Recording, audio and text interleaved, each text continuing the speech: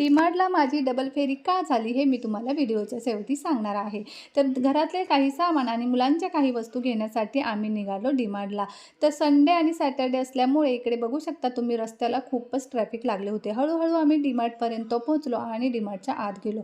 पण Saturday Sunday सुट्टीचा दिवस असल्यामुळे आतमध्ये सुद्धा खूप गर्दी होती, त्यामुळे मी आतमधला व्हिडिओ शूट करू शकले नाही। त्यानंतर पूर्ण सामान घेतल्यावर आम्ही घाई गडबडीने रिटर्न निघालो।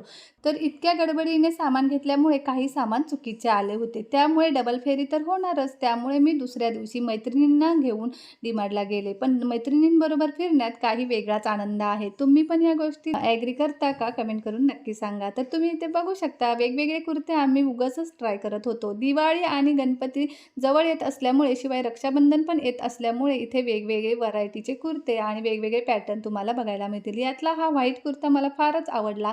शॉर्ट कुर्ता आहे, जीन्सवर तुम्ही घालू शकता।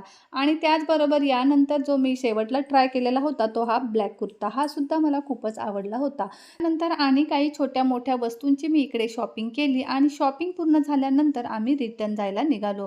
आम्ही बिलिंग काउंटरवरती पोहोचलो आणि आमचे बिल केले। त्यानंतर ह्या माझ्या आहेत मैत्रिणी, ज्यांच्यासोबत मी आजचा ब्लॉग शूट केला होता। तर भेटूया अशाच छान छान व्लॉगमध्ये।